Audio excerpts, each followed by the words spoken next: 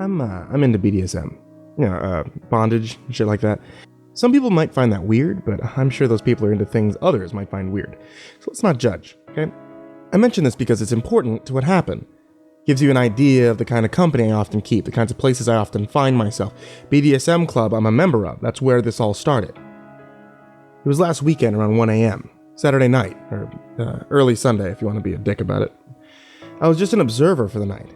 These kinds of places one sees a manner of interesting attire. Lots of latex zippers, chains. The man that summoned my attention and kicked this whole thing into gear was wearing a red latex suit that looked as if it were painted on.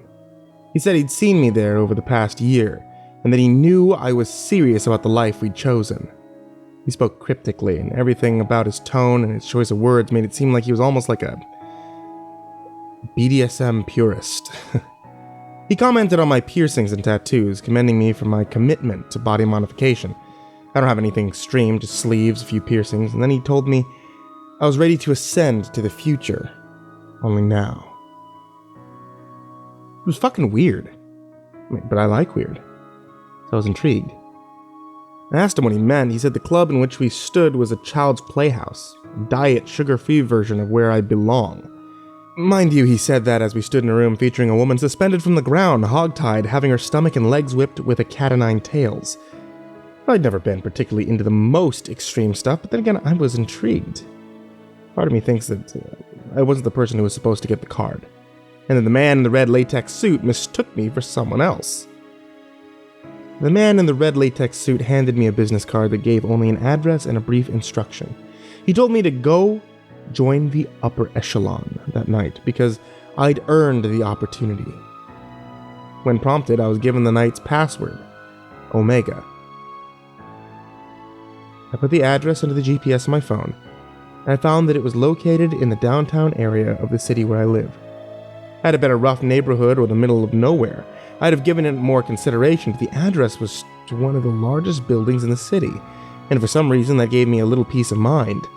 Now, I know that's foolish, but curiosity, as they say, killed the cat. I left the club and went to the building, pulled into the parking garage, and drove to the 4th level per the instructions on the card. Once there, a valet opened my door, and I was walking into the building and up to the 27th floor, the hallways of which were lined with people holding odd positions like some kind of live art installation. I was taken into a part of the building that was cordoned off, and I saw what I thought was the aforementioned upper echelon. And it looked no different than where I'd been half an hour prior, only better lit, which wasn't necessarily a good thing. There may be 60 people there, and they were all wearing the same sort of BDSM gear as the club that I'd come from, only these people had more body modification work done. I hadn't been asked for a password at that point, so I wasn't exactly sure why I'd been sent to this place as if it were such a huge step up from what I'd been into for years. But then the lights dropped, and 2 bowls filled with a flaming liquid that sat upon waist-high pillars were set ablaze, and a man stepped between them.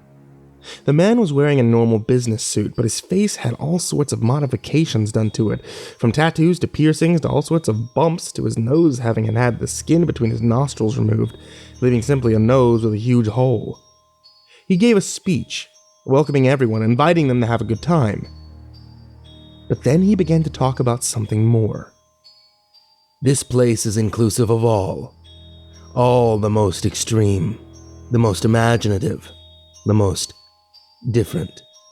There should be a few of you in the crowd that were given a password. I invite those of you with that password to form a line at the elevator, and we will escort you to the main event of the evening. If tonight is your first night, you should consider yourself quite lucky. You're going to witness the final product of Miss Benedict's transformation. A light applause swept over the room. Password holders, please, to the elevator. I, along with about 15 other people, went to the elevators, and before we stepped into either of the two made available to us, we whispered the password to a large man in a suit. Up to the 30th floor we went, and stepping off the elevator, there were sheets on either side of us, creating a sort of makeshift hallway. We walked this path until we reached a large open area, at the back of which was an area hidden by yet another sheet. This one hung horizontally, almost like a stage, with its curtain pulled. We were led into the open space, and for about 45 minutes, we all just kind of stood around, conversing amongst ourselves. I found someone else who had also been there for the first time, and when we tried to ask others what we were going to see, each person said that we just needed to see for ourselves. One man did say that the last time they'd had one of these events was over a year prior, so he couldn't be exactly sure what they'd be seeing. But he had an idea. "You have all seen the most extreme of body modifications," a voice boomed as the lights dimmed. "Holes where holes shouldn't be, splits where things should be together, things together where they should be apart. Well, we've got something new for you today, something you've never seen, something that will amaze you, as it amazed us to perform on the lovely, the brave Miss Bennett. In a few moments, you will be the first to see what will undoubtedly become the new rage in the body modification world. Welcome to the stretching party." The person I'd met and I began trading guesses as to what was going on here. What was being stretched on this Miss Bennett woman, both eagerly anticipating the reveal while also a bit nervous. I mean, I was into the lifestyle, but I didn't want to see anything too gruesome, and all signs were pointing to the fact that this was going to be more hardcore than I was used to. A short time later, a drum roll began emanating through the room. "Ladies and gentlemen, prepare yourselves for a truly one-of-a-kind woman," that same voice blared over the loudspeaker. "Over the course of 2.5 years, 19 procedures have been underwent to complete Miss Bennett's transformation. Well, you all don't want to hear me talk. I give you Phase 24 of the stretching party." And with that, the curtains drew back, revealing what was indeed a stage. The whole room got quiet. We'd been able to hear a mouse skitter across the floor. Then came the footsteps. Clunky, uneven footsteps coming from somewhere behind and to the side of the stage. Pat, pat, pat, pat, pat, pat, pat, pat, pat, pat, pat, pat, pat, pat, pat. The steps got louder as they got closer to the stage. Then I saw the silhouette and my heart sank to my stomach. A black figure, thinner than thin, standing tall, leaning hard to her left. 2 spotlights burst on, flooding the stage with light as gasps and hushed whispers filled the viewing area. She limped towards the stage on her legs that were twice as long as my own, with braces on them to keep her standing. Her torso was extended with a space above each and below her ribs that wasn't there on the average person.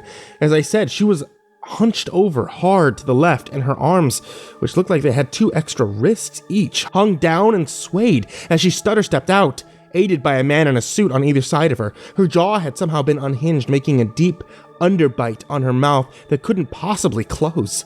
A massive black hole on a face that was twice as long as it should have been. Her nostrils had been stretched to the size of $half, and her earlobes hung down to line up with her bottom lip. The men helped her to the center of the stage and stood ready to catch her if she fell as she slowly, clumsily, awkwardly twirled around in a circle. As she did, I saw there were several more notches in her bent spine than there would normally be. The voice came back over the loudspeaker.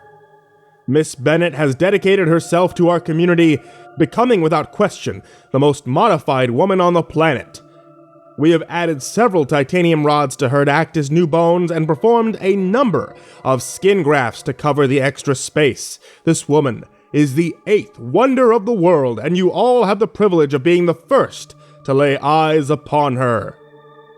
The room filled with a light clap from guests, both amazed and horrified. A gurgle left the gaping maw of the at least 9-foot-tall Miss Bennett as she stood on braced yet still wobbly legs.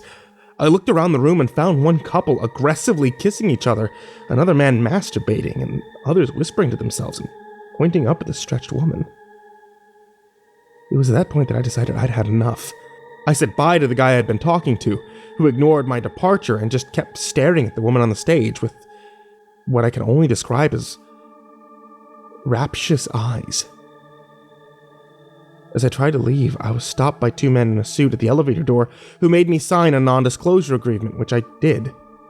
They then accompanied me to the 4th floor parking garage and only finally turned around as I began driving. I called the police immediately because, well, why wouldn't I? Nothing about what I had seen seemed remotely legal or ethical. The police went to where the party had been held, getting there probably an hour after I'd left, and it was almost as if no one had ever been there at all. According to the police, the only evidence they found of anyone being there on either of the floors that I'd been to was a few pieces of duct tape that had ostensibly been used to hold the sheets up. And a puddle of what looked to be drool on the stage area. The parking garage was empty. The police lost interest, even suggesting I'd made the entire thing up. And then a few minutes ago, I got a text. You were not prepared for the upper echelon. You attempted to compromise our hard work. But we are a forgiving group, fortunately for you. Despite your transgressions, you will have the privilege, like Miss Bennett, of being the guest of honor for the next stretching party. See you soon.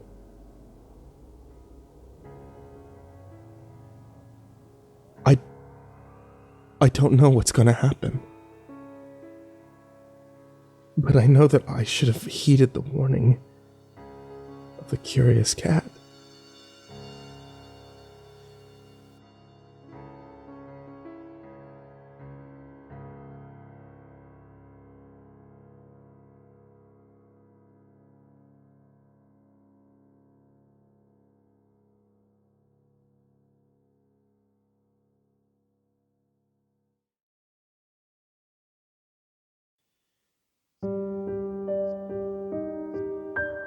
Hey there kids, and happy October. It's me, MrCreepyPasta, and I just wanted to tell you a couple things that are happening this October that haven't ever happened before. First off, if you take a look at the channel, you'll notice that I'm currently live. That's right, we started up doing a Halloween horror radio program. That means 24/7 without interruption, you'll be hearing CreepyPasta stories, read by yours truly. And as well as a few other guests that we've had on the channel before. The other thing are Halloween exclusive t-shirts. These t-shirts are available in the MrCreepyPasta link down below in the description. Actually, at any point if you want to check out the description, feel free to scroll down and see what kind of cool stuff's going on down there. Oh, and of course, the Halloween countdown starts on the 18th. Look forward to seeing you all. And sweet dreams.